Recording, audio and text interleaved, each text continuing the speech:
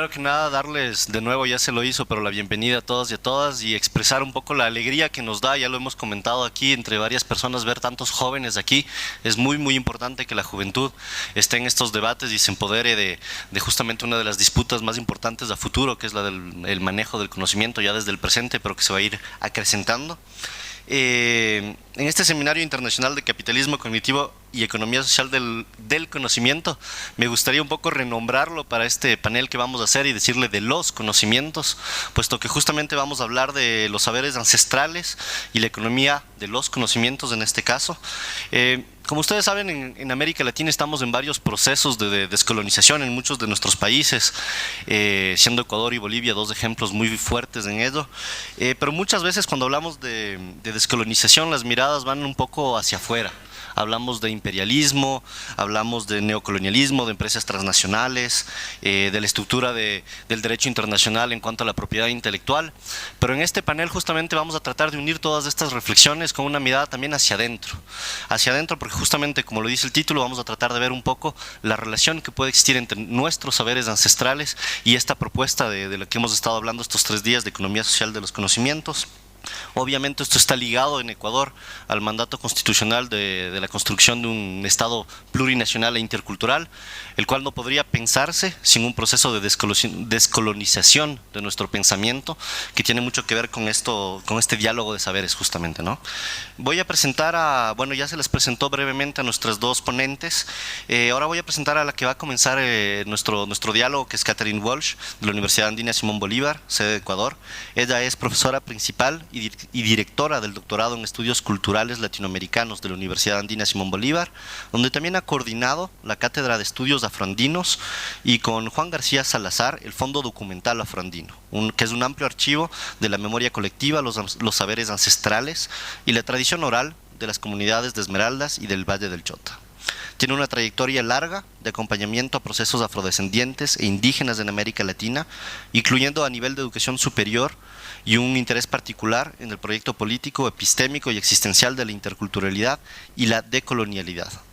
Apoyó a la Asamblea Constituyente de 2007 y 2008 en los temas de derechos colectivos, interculturalidad y plurinacionalidad. Entre sus más de centenares de libros publicados internacionalmente,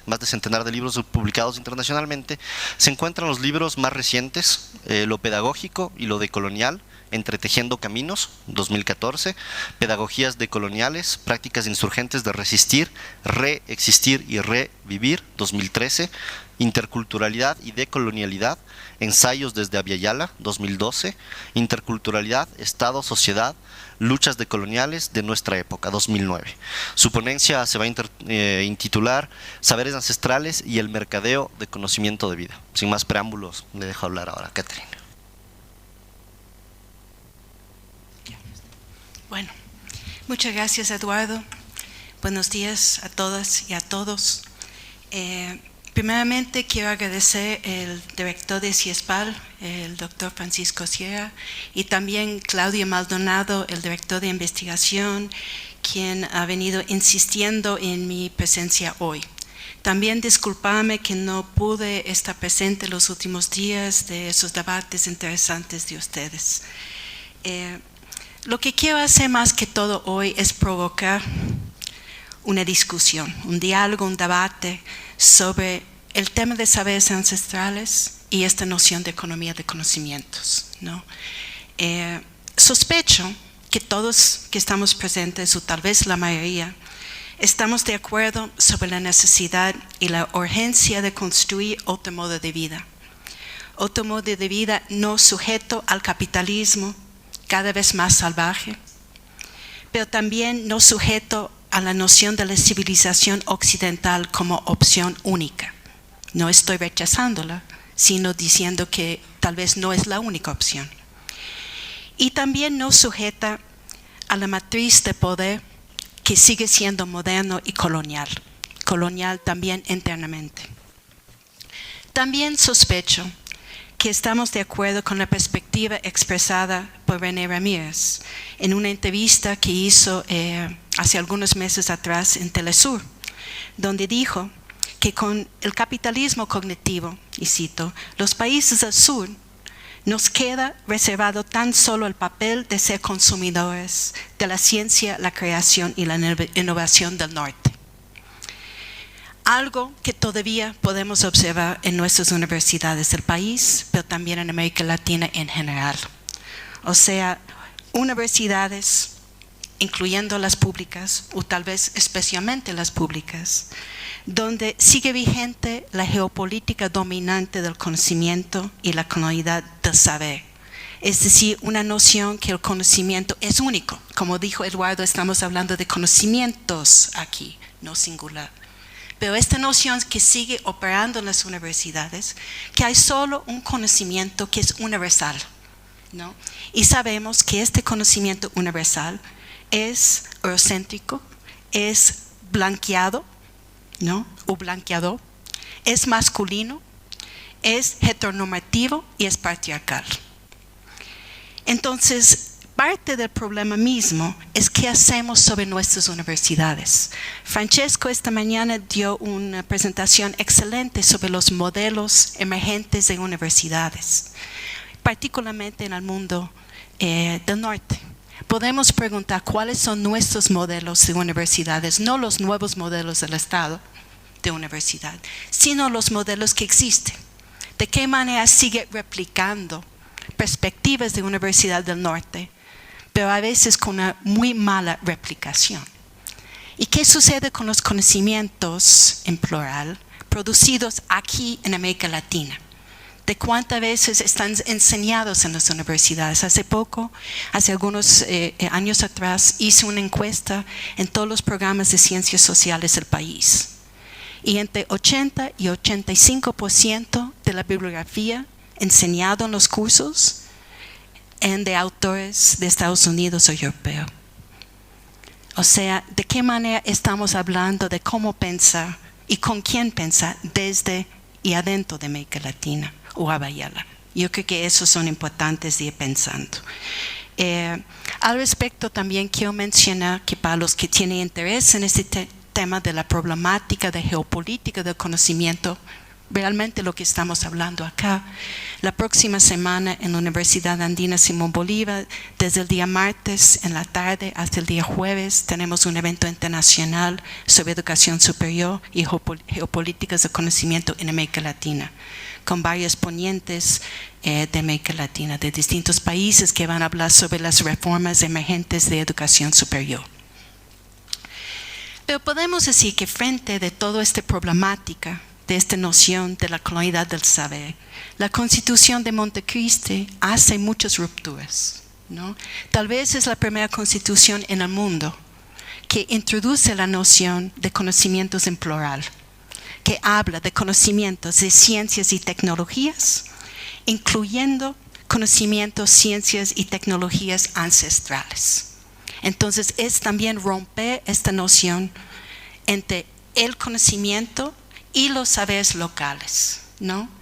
Que no tiene estatus de ciencia o tecnología. Entonces creo que la Constitución es muy, muy importante, no solamente en este país, sino a lo largo del mundo, de introducir este concepto. No obstante, hay algo que me inquieta, que sigue preocupándome con las propuestas actuales y emergentes de este reconocimiento e inclusión de conocimientos o saberes ancestrales. Y este algo está reflejado en las palabras del abuelo Zenón. Abuelo Zenón es reconocido, ¿no?, en el mundo del pueblo afroecuatoriano como la voz de la memoria colectiva, ¿no? Es un personaje que realmente no vive en esos momentos, vivió en un momento, pero que sigue orientando una forma de pensar, ¿no?, desde lo colectivo del pueblo afrodescendiente. Y cito a abuelo Zenón: la resistencia, que lo que siempre se impone desde el poder y desde la sociedad dominante, es el único camino franco que los excluidos podemos tomar para no perder los referentes de nuestras culturas de origen.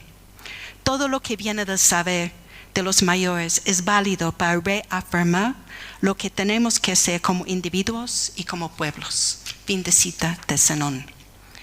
Si el saber ancestral ha sido la base tanto para la resistencia como para la afirmación, reafirmación, creación y recreación de existencia y vida, como individuos, pueblos, colectivos y comunidades diferenciados y diferenciadas, ¿qué sucede cuando esos saberes salen de su lugar de pertenencia, su territorio, y pasan a manos a otros, incluyendo el Estado?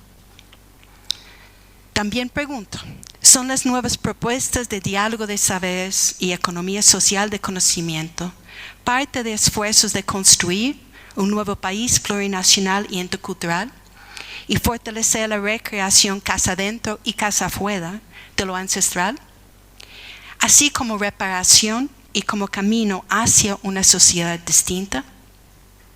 ¿O al contrario, son parte de una política de productividad y modernización en el cual los saberes ancestrales se conviertan en un bien separado, divorciado de su base territorial vital, un bien de libre acceso, uso, explotación y expropiación de y por otros, en esencia un extractivismo epistémico? Esas son las preguntas que orientan mi intervención, como dije al inicio, para un poco provocar la discusión.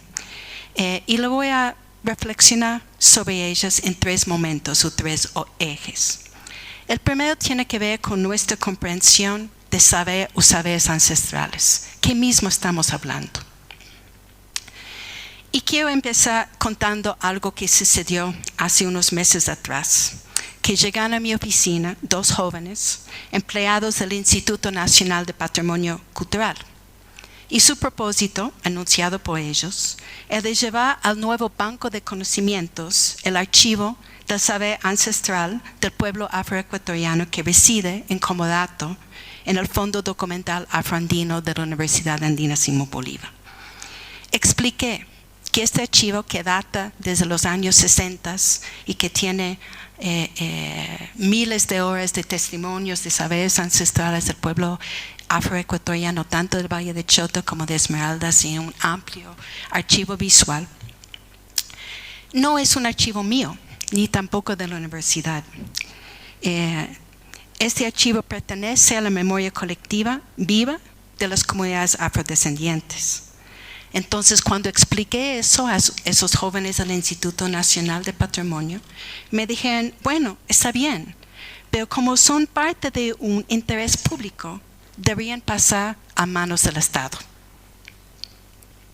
Entonces, empiezo con esta anécdota, no por cuestionar la buena voluntad de esos jóvenes, sino por abrir la reflexión sobre la comprensión de saberes ancestrales y de propiedad. Para el pueblo afroecuatoriano, y según el maestro Juan García Salazar, para los que no conocen, es reconocido como el maestro, como abuelo del movimiento afroecuatoriano, y él todavía está vivo. Él explica los saberes ancestrales como las enseñanzas que dejan los ancestros, que se transmiten de generación en generación en un proceso continuo de crear y recrear, y que refuerzan el sentido de pertenencia a un pueblo, a un colectivo, a su forma de pensar y su forma de vivir. Su comprensión, según Juan García, parte de 4 principios o enseñanzas básicas.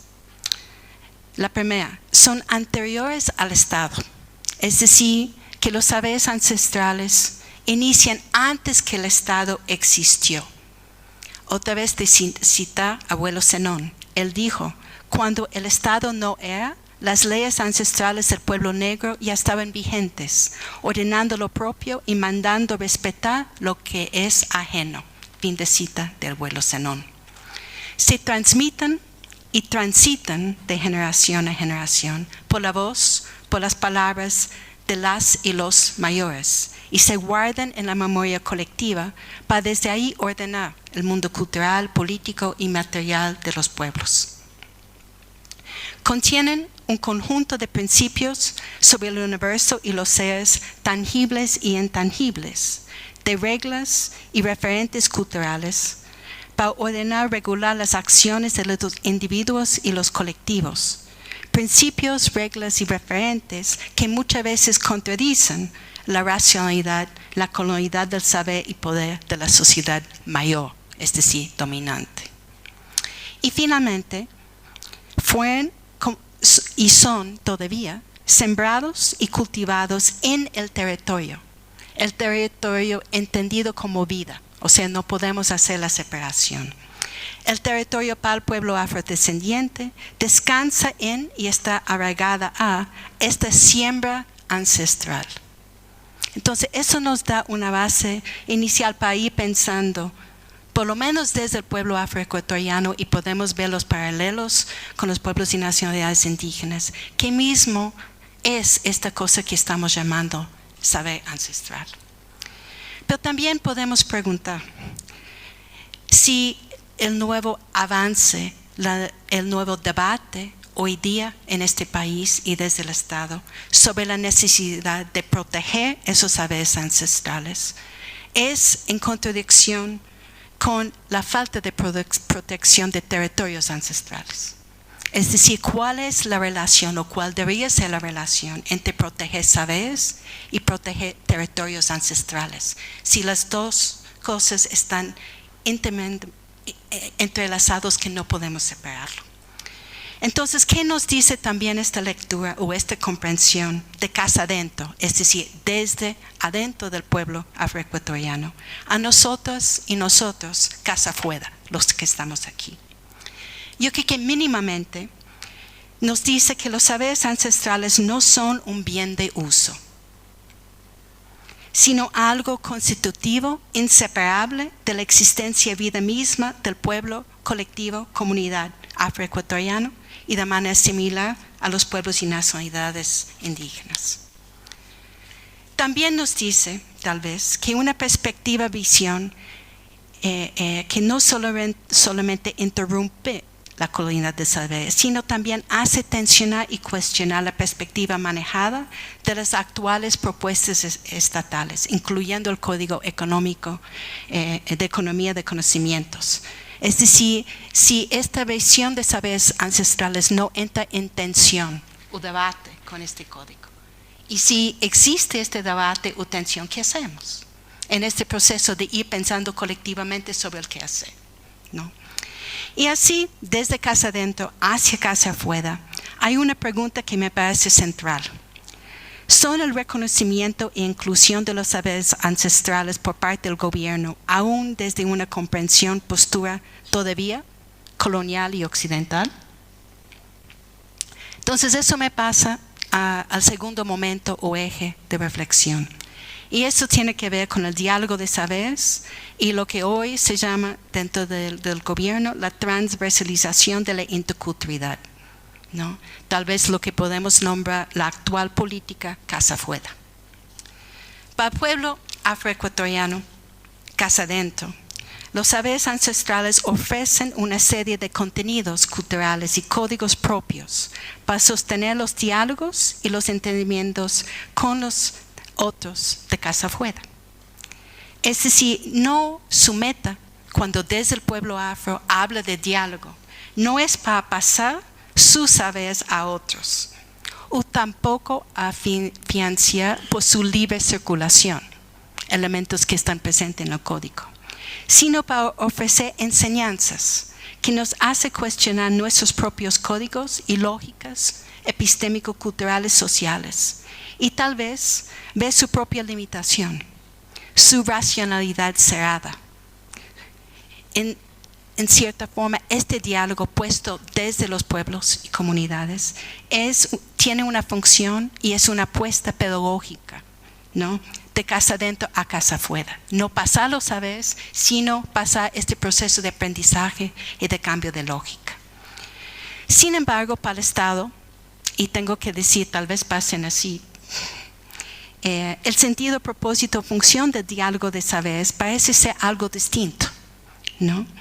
Y cito un documento que fue en la página web de de Senacid y dice, y cito, el diálogo de saberes es el proceso de interacción permanente entre saberes, conocimientos, prácticas y técnicas desarrolladas mediante diferentes procesos históricos, sociales, económicos y políticos, integrados en la gestión del conocimiento y talento humano, cuyo objetivo es fomentar la revitalización y protección de los conocimientos tradicionales, promover su incorporación en el quehacer científico, el tecnológico y la innovación social desde el enfoque multi, inter y transdisciplinario, para generar procesos dialécticos entre academia y comunidad, en el marco del Estado plurinacional y en correspondencia a los principios de justicia, interculturalidad, suma causa y descolonización del conocimiento. Fin de cita de Senacid. El proyecto de diálogo de saberes del Senacid tiene 3 niveles. Uno es la transversalización de la interculturalidad. Segundo es la promoción de multidisciplinariedad en la educación superior. Y el tercero es la revitalización, promoción y protección de conocimientos tradicionales. Y basado en este marco hay 5 subproyectos que existen actualmente, cada uno contemplado para servir los intereses no de los pueblos dueños colectivos de esos saberes, sino del Estado y por medio de él la sociedad en general.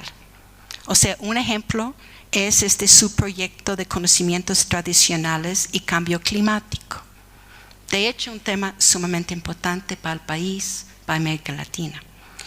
Pero su descripción dice que su interés es identificar y estudiar los conocimientos ancestrales que, y cito, pueden contribuir a fortalecer los programas y planes de prevención de riesgos ante desastres naturales.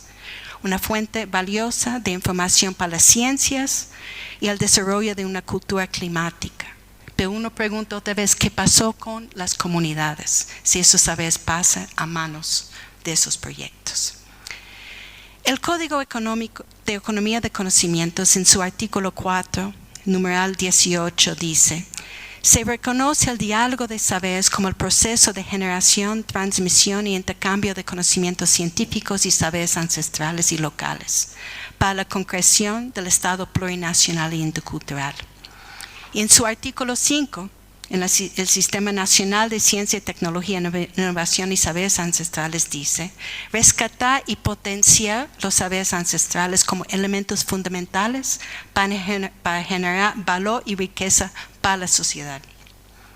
Evidente aquí, desde mi manera de ver, es una resignificación y funcionalización de la interculturalidad como dispositivo, instrumento, como aparato desde arriba, que intente incorporar y gestionar la diferencia cultural y ancestral, de seres y saberes al interior de, y haciéndolo utilitario y funcional al proyecto del gobierno, ¿no? Eso no es de criticar el proyecto del gobierno por sí, sino las mismas metas que a veces van sucediendo, donde intenta captar el conocimiento, los saberes ancestrales y ponerlo dentro del Estado y el gobierno y filtrarlo para la sociedad, ¿no?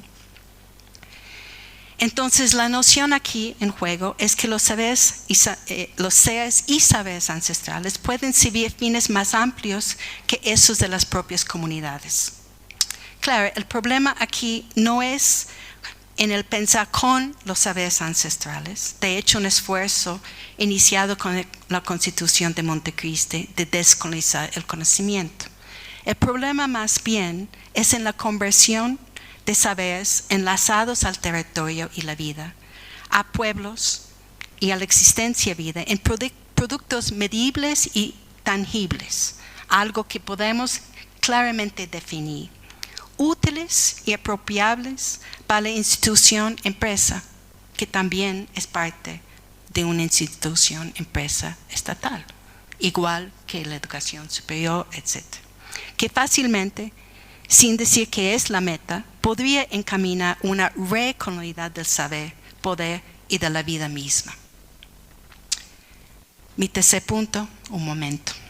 Y eso es el mercadeo, tal vez lo que podemos llamar el mercadeo intercultural de saberes y vida. Otra anécdota. Recientemente un compañero amigo me cuenta que lo que pasó a su compañera, sabedora de las plantas medicinales, en uno de los talleres de socialización del proyecto del Código de la Economía Social de Conocimientos. Al terminar el taller, uno de los talleres que están dando en las provincias, uno de los representantes del gobierno se acercó a ella preguntando en cuánto quería vender el derecho de su libro hecho con su comunidad de Saragudo, sobre plantas medicinales tradicionales. Aunque ella explicó que el derecho no era suyo, que no existen derechos individuales en las comunidades, el representante del gobierno insistió en el asunto, diciendo que no tenía tiempo para hacer consultas con la comunidad. Y si ella no quería venderla, así aprovechando la buena oferta que podía dar el gobierno como quiera iba a apropiarlo para el uso y bien común.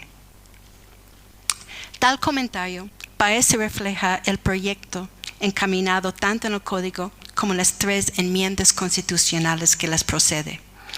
Enmiendas que propone a cambiar la prohibición actual de la apropiación de conocimientos colectivos presentes en los artículos 57, 322 y 402 de la Constitución, cuando esos conocimientos pueden servir a fines más amplios, por ejemplo, contribuir a necesidades nacionales y globales y sacar a los pueblos de la pobreza. O sea, eso es un poco la noción atrás de esas 3 enmiendas. Esas enmiendas también permiten acceder, usar y aprovechar los conocimientos ancestrales, incluyendo su venta. En un documento que circuló hace un par de meses atrás por INRED de los Derechos Humanos, argumenta que con esta reforma cualquier persona o empresa, nacional o extranjera, podía acceder, usar y aprovechar un determinado saber ancestral y también convertirse en dueño de su descubrimiento. Así dice INRED. También, y sigue citando INRED, de ser dueños del conocimiento, los pueblos y nacionalidades pasarán a ser una especie de trabajadores que recibirán utilidades y no se sabe si una vez al año o solo al principio del descubrimiento. Fin de cita de INRED. Para la coordinadora de saberes ancestrales, María Inés Rivadeneiro, la propuesta del código pretende empoderar las comunidades como los legítimos poseedores de los conocimientos tradicionales y por tanto son quienes tienen, es decir, las comunidades, la potestad de decidir qué hacer con sus conocimientos, así como autorizar a las personas que desean utilizar los saberes. Para eso se establecen el consentimiento previo, libre y informado y un contrato de repartición justa y equitativa de los beneficios monetarios y no monetarios. Fin de cita de María Inés Rivadeneiro. El código así establece mecanismos de asesorar y apoyar negociaciones con terceros. También definir desde el Estado condiciones de acceso, uso y aprovechamiento, de otorgar permisos y fijar tasas y tarifas por los servicios prestados, de la gestión de derechos de propiedad intelectual, de los saberes ancestrales. Ante todo eso, y de manera de conclusión, podemos preguntar si no estamos frente a una nueva capitalización y consumo del conocimiento ancestral. Un nuevo derecho no contemplado en la Constitución de Montecristi, el derecho para individuos, afrodescendientes y indígenas, participar en el mercadeo de los saberes milenarios, sagrados y ancestrales, y el derecho de recibir una muy buena compensación. También podemos preguntar si eso es un reflejo de un nuevo u otro TLC emergente, es decir, el Tratado de Libre Conocimiento. Un otro extractivismo para salir del extractivismo, un extractivismo epistémico y de desterritorialización, si entendemos que esos saberes ancestrales están ligados al territorio, que fácilmente podría dejar baldío el territorio vida. Entonces con eso termino, pero otra vez digo, como mencioné al inicio, si provocamos este debate, no es de decir que los pasos que están tomando el gobierno de repensar conocimientos en plural en este país no es un proyecto válido e importante, sí es. Pero en este debate de exactamente cómo pensarlo, de cómo empezar un proceso realmente de descolonizar el conocimiento desde el Estado, desde las instituciones públicas, incluyendo la de educación superior, pero también desde otros espacios, como no fácilmente replicamos esta misma cuestión de asumir que los de arriba tienen la verdad y los de abajo simplemente contribuyen a un proyecto nacional, perdiendo lo que de forma milenaria es suya. Yo creo que esos son parte de los debates que tenemos que dar y ir pensando cómo asegurar que no producimos una nueva forma de colonialidad hoy en día. Muchas gracias.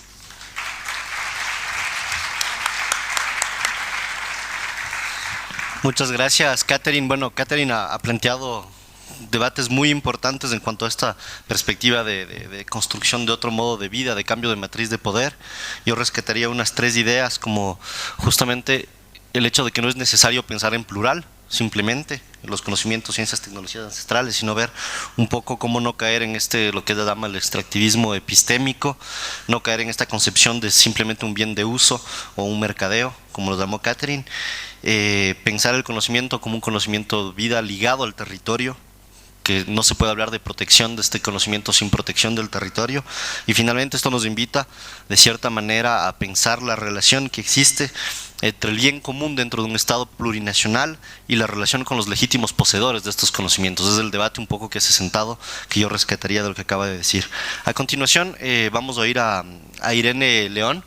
Ella es socióloga, comunicóloga y analista internacional. Ha publicado varios libros y artículos sobre diversidades, las problemáticas de la región, cambio civilizatorio y buen vivir. Es directora de FEDAEPS, miembro del directorio de la Agencia Latinoamericana de Información, ALAI, y PhD en Sociología por la Universidad de Montreal. Ella nos va a hablar en su ponencia intitulada Conocimiento y Saberes en Debate, reflexiones desde el buen vivir.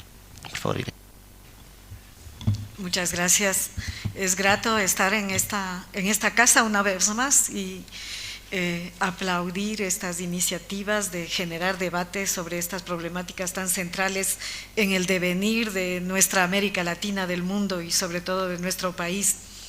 Antes de iniciar este intercambio, quisiera hacer una pequeña reflexión y quizás hasta un homenaje a las personas afroestadounidenses movilizadas en Baltimore y que están levantándose en una resistencia consistente contra el racismo, que es un elemento constitutivo del capitalismo, no solo en ese país, en el mundo entero.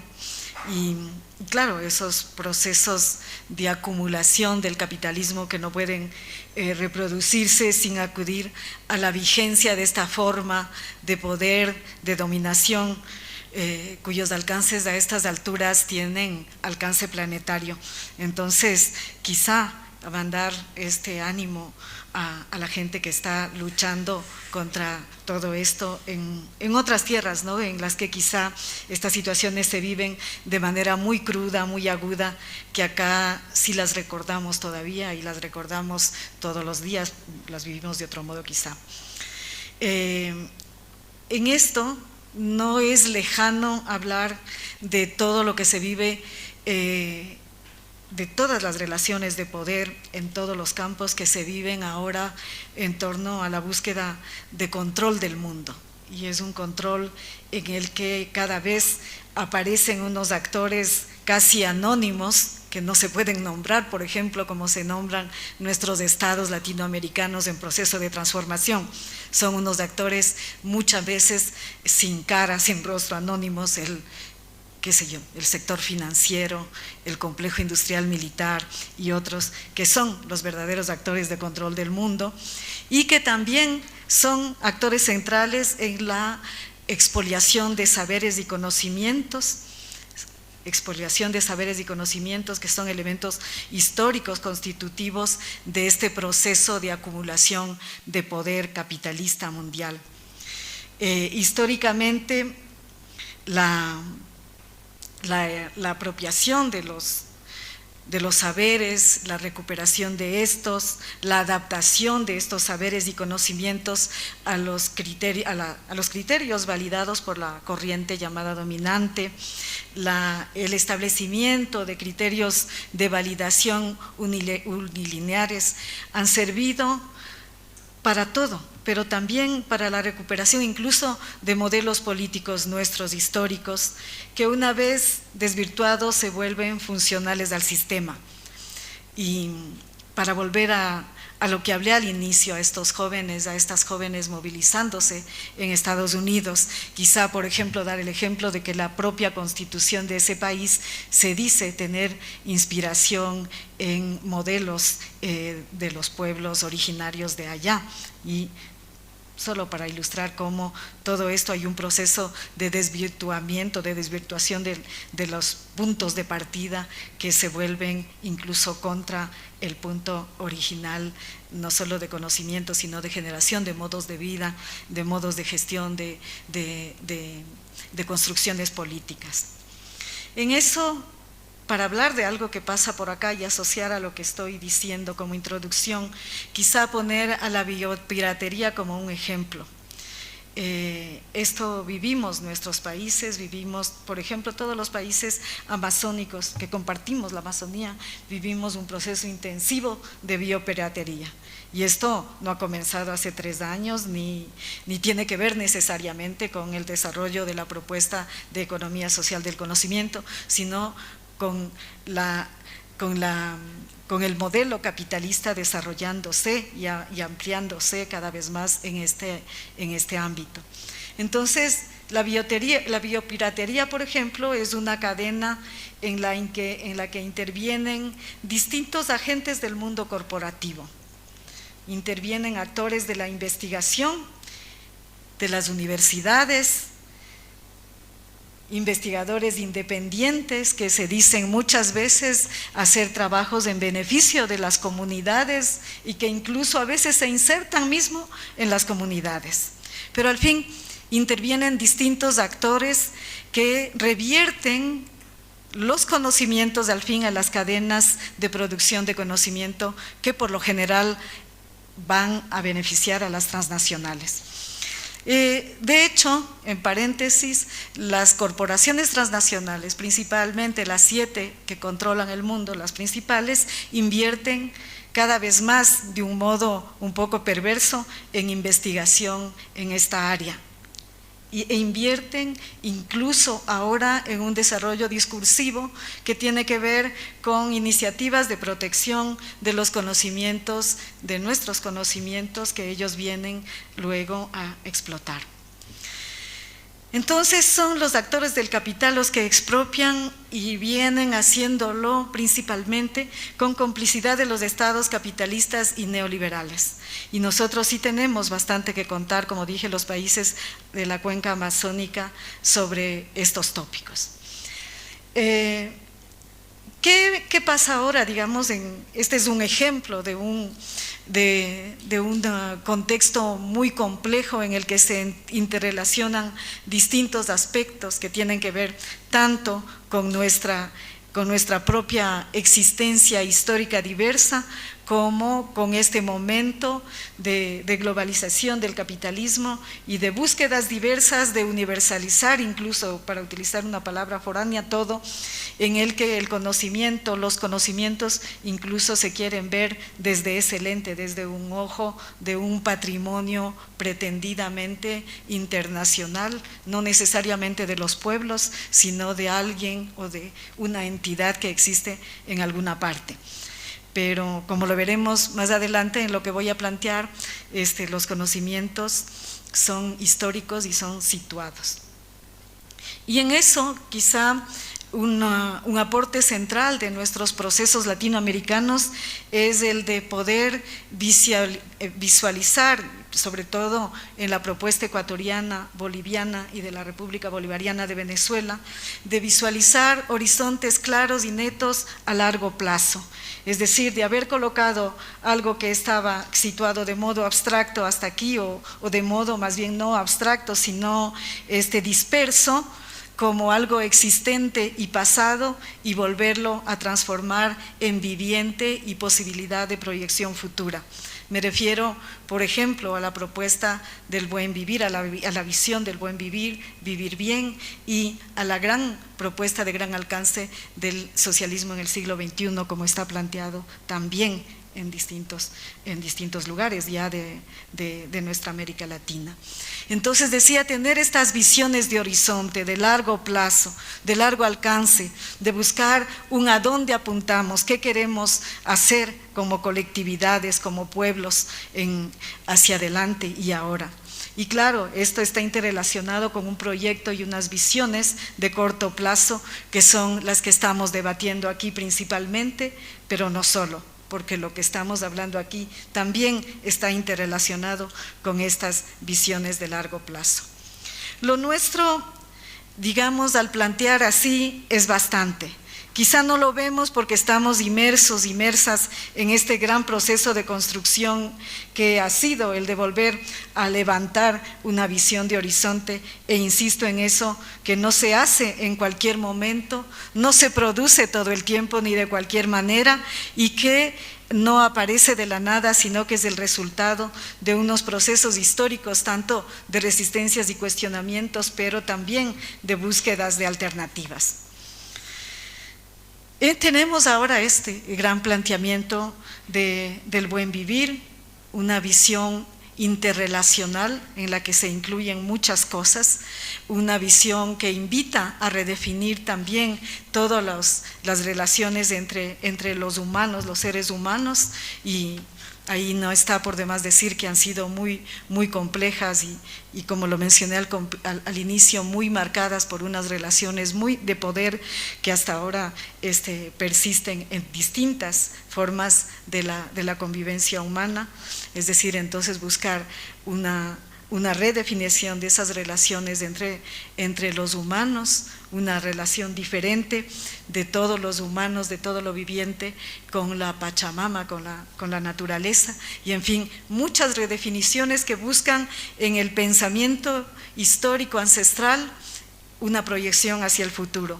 Y esto no es poco hacer, digamos, es mucho hacer, y no lo vamos a tener en 3 años, en 30 años, en 3 días, menos aún. Entonces apenas estamos comenzando. El planteamiento es una puerta abierta, una ventana, muchas ventanas que nos invitan a emprender este gran camino. En esto creo que un aspecto importantísimo es que, como elemento ineludible de la concepción de la visión de horizonte del buen vivir, se establece una conexión entre los conocimientos y los procesos de producción de sus conocimientos como uno de sus principales elementos constitutivos, como es la reproducción ampliada de la vida. Es decir, si pensamos en lo que se ha colocado hasta aquí como iniciativa, como visión del buen vivir en la propuesta del siglo XXI, tanto aquí como en el Estado Plurinacional de Bolivia, encontramos distintos elementos que tienen conexión directa con la producción de conocimientos como constitutivos de la posibilidad de generar esta opción. Y claro, y ahí se abre la gran puerta de la propia definición del buen vivir, como es la reproducción ampliada de la vida. Es decir, se abre con eso.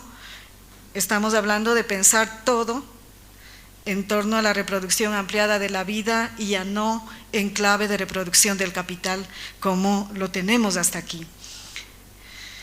Esto implica redefiniciones conceptuales múltiples, interdisciplinarias, disciplinarias, que tienen relación con esta gran visión histórica que está planteada y que es que la nombramos de alternativa civilizatoria. Tiene que ver con todo y por lo tanto conocimientos y saberes son innegablemente necesarios, indispensables, parte de esta posibilidad planteada por nuestros pueblos aquí en el siglo XXI.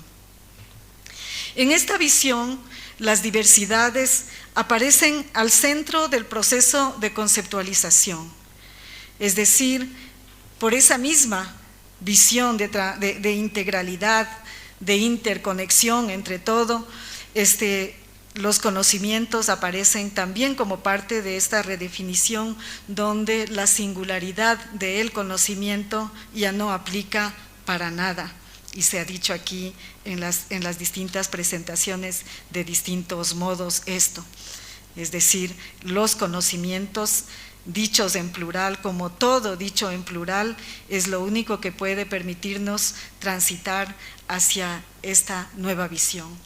Y ahí hay otro elemento clave que son los conocimientos, no solo para ponerle una S a algo que se define de otro modo, es decir, los conocimientos como proceso de producción de la vida colectiva. Y ahí hablamos de conocimientos situados, contextualizados, es decir, no es el conocimiento universal dominante el que puede permitirnos conducir ninguna forma de transición hacia el buen vivir. Estamos hablando de una propuesta que es situada, que tiene pueblos, que tiene origen, que tiene contexto, y los conocimientos también se proponen y tienen que ser elementos vistos de esa manera, situados. Ahí, para que no parezca muy abstracto, voy a aludir, por ejemplo, a los conocimientos para la soberanía alimentaria, que es un desafío que tenemos en la agenda de ahora. Los conocimientos para la soberanía alimentaria son conocimientos históricos. El propio concepto de soberanía alimentaria ha sido desarrollado por pueblos históricos y por movimientos históricos. El movimiento indígena campesino, por ejemplo, que lo vimos de nuestros ojos en el finales del siglo XX, conceptualizó distintas iniciativas en torno a la soberanía y la soberanía alimentaria como un ícono de ese proceso de conceptualizaciones.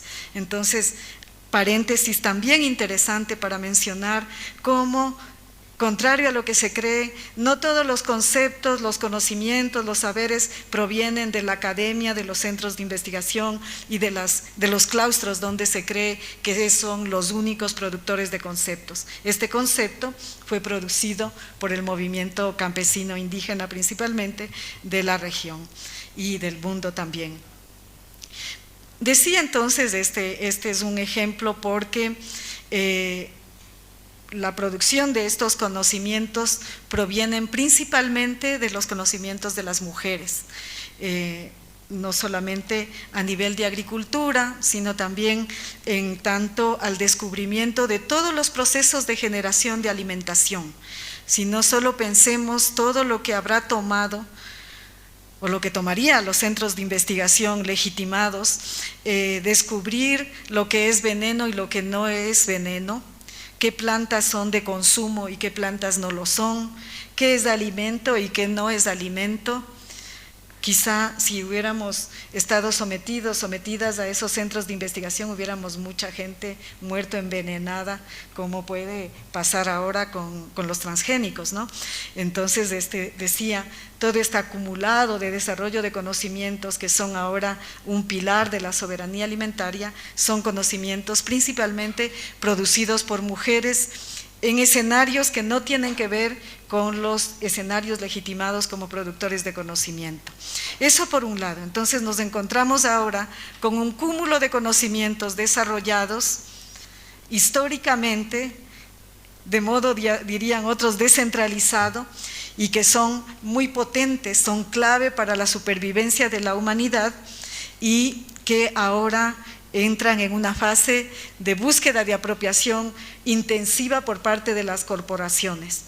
Dices, a ver, antes no importaba mucho cómo se producía, qué ¿Qué hace ahora la McDonald's? Empanadas nativas, humitas, cosas de ese estilo, pero ahora importa mucho, ahora sí son conocimiento y son tema de investigación de las corporaciones. Las corporaciones ahora invierten y a la vez se apropian del desarrollo histórico de estos elementos de soberanía alimentaria. Asimismo, podríamos nombrar las semillas, los conocimientos, todo el cúmulo de conocimiento histórico que curadores y curadoras de semilla han desarrollado para poder producir los alimentos que antes mencioné, descubrir qué propiedades tienen las tierras, las aguas, etcétera, etcétera.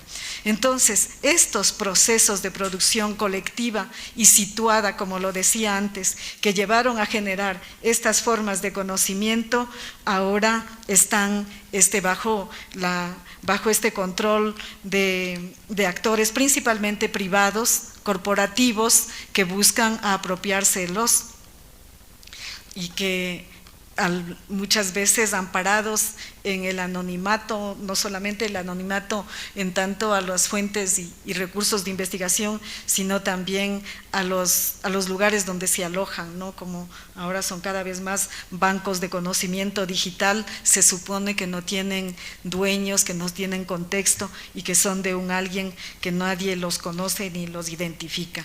Y arremeten contra los estados del sur, eso sí, que los quieren cada vez más debilitados, porque mientras África no pueda tener control de sí misma o Latinoamérica no pueda tener control de sí misma y sus pueblos adentro no puedan nombrarse, estos tendrán más réditos y ventajas. El buen vivir coloca, por otro lado, los conocimientos, ya lo mencioné, en clave de interrelacionalidad y de complementariedad. Y esto es una antítesis a esta versión de conocimientos para el mercado. Es decir, la versión de desarrollo de conocimiento unilinear, que en general tiene un objetivo, tiene que llegar a un resultado y que ese resultado tiene que ser mercantilizable, no piensa en las formas interrelacionales que tienen que ver no solo con la producción original de ese conocimiento, sino con su proyección hacia adelante.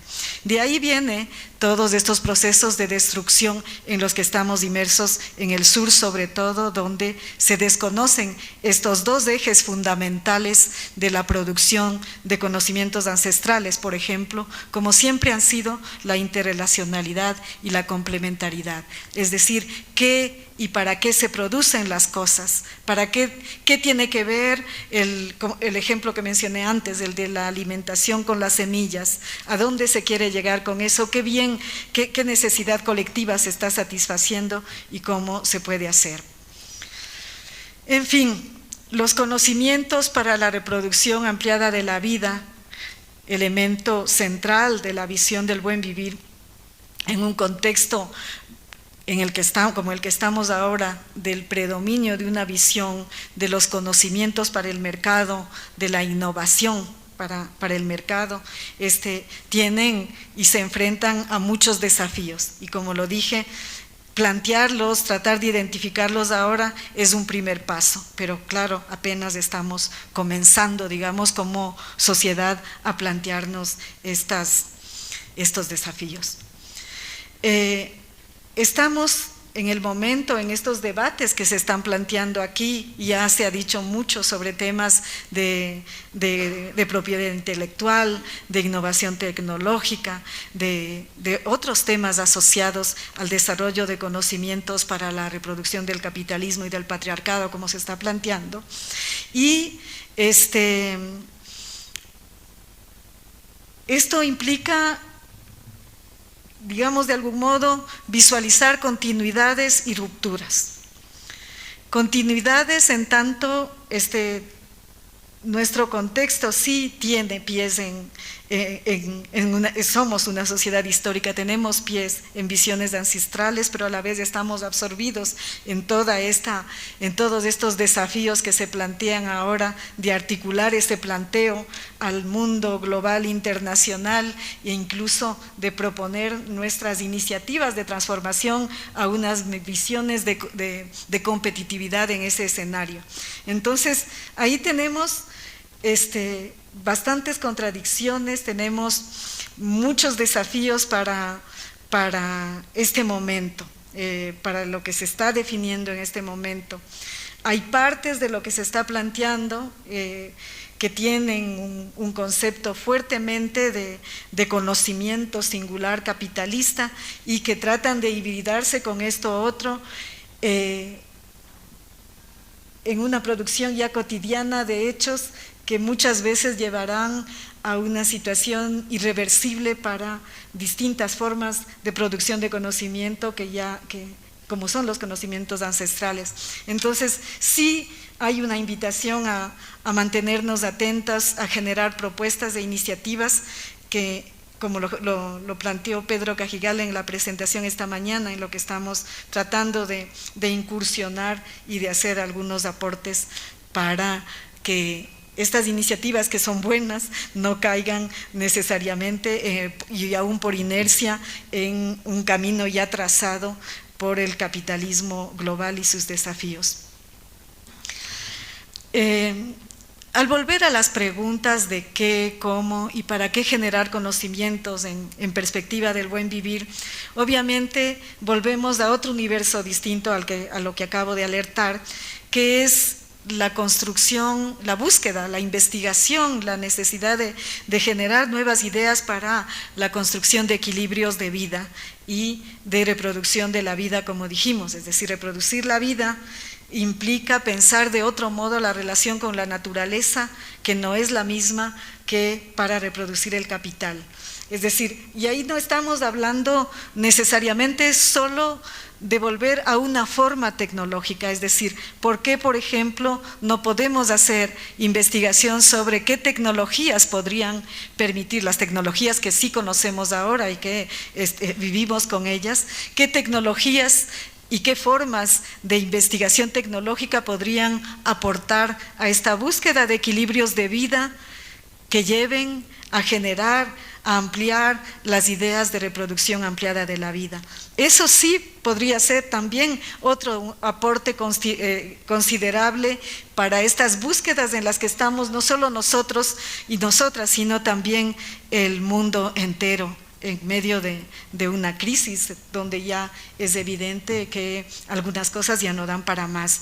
Entonces, ahí hay otro desafío de los que están planteados y en los que ojalá podamos aportar, no solo con los cuestionamientos y señalando lo que vemos, los cuellos de botella, sino con algunas ideas para que esto salga adelante.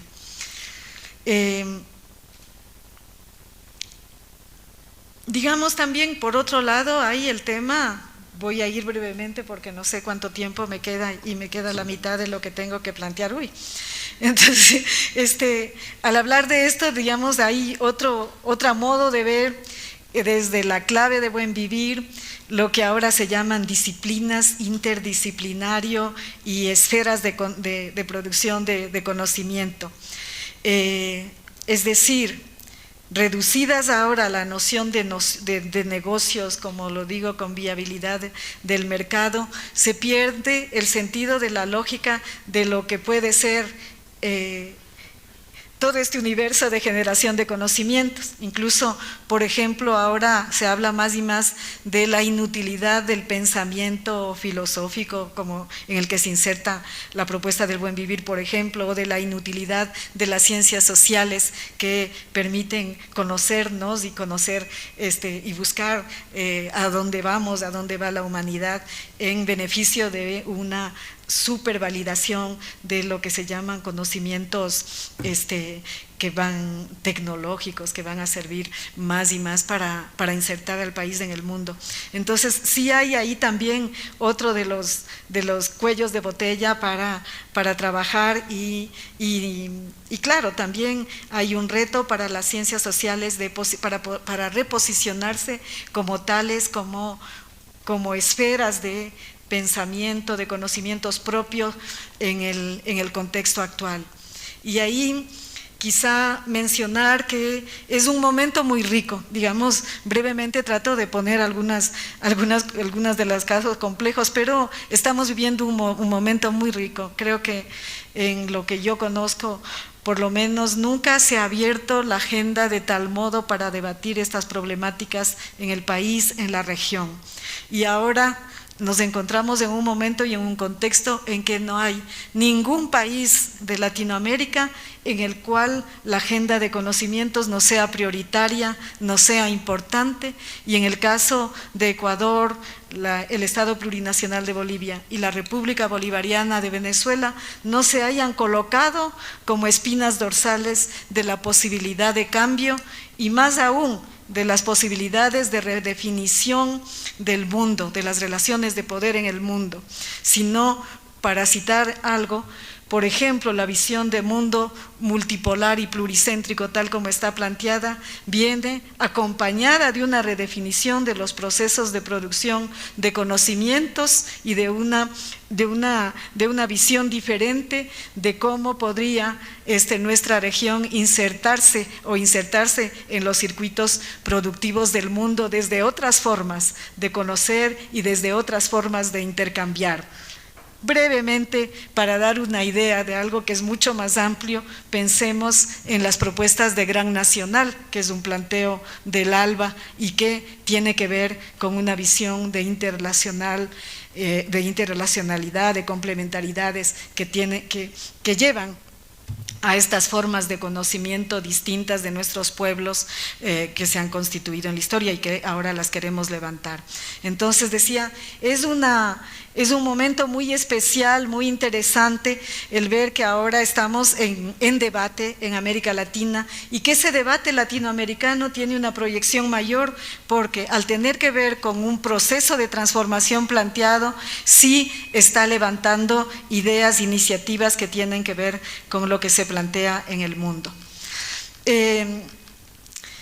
Me voy a quedar sin la parte 2, espero que Francisco me vuelva a invitar para volver con esto, porque quería hacer una interrelación entre estas propuestas, las visiones del feminismo, que también están planteadas en convergencia con lo que hemos planteado, y sí decir que los profundos cuestionamientos que se están haciendo en la región y que se levantan sobre propuestas y planteos que se hicieron en el siglo XX, que hicieron una extraordinaria convocatoria a pensar, y que ahora en el siglo XXI nos encontramos en unos procesos donde nuevamente pensar, desarrollar conocimiento, cuestionar, hacer texto original de nuestra historia se vuelve un elemento indispensable para nuestros procesos de transformación.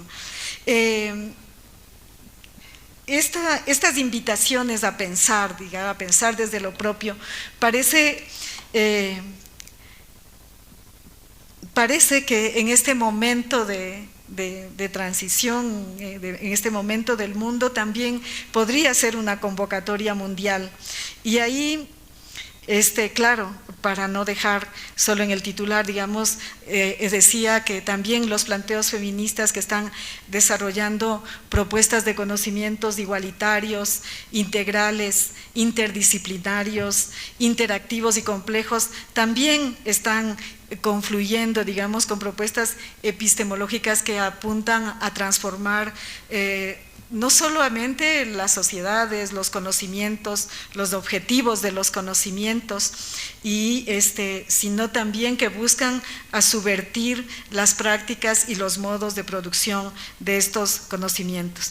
Entonces aquí, en el caso ecuatoriano, donde está planteada una transición hacia la economía social del conocimiento, tenemos esta oportunidad como nadie la tiene de debatir, de hacer estos planteos, y sobre todo está sobre la mesa, a pesar de todo, una gran posibilidad de subvertir estas relaciones de poder en todo el ámbito cognitivo y complejizar, digamos, complejizar aún más con los planteos actuales, es decir, poner en debate, por ejemplo, lo que significaría una proyección hacia el buen vivir en torno a todo lo que se ha dicho aquí sobre el mundo digital, por ejemplo, es decir, es decir, no hay un claustro en el que se encierra el mundo de la interculturalidad, de los conocimientos ancestrales, al contrario, son puertas abiertas para poder al fin llevar a esos debates profundos que lleguen hacia una transformación sustantiva, estructural, como lo venimos planteando desde muchos horizontes. Muchas gracias. Muchas gracias, Irene.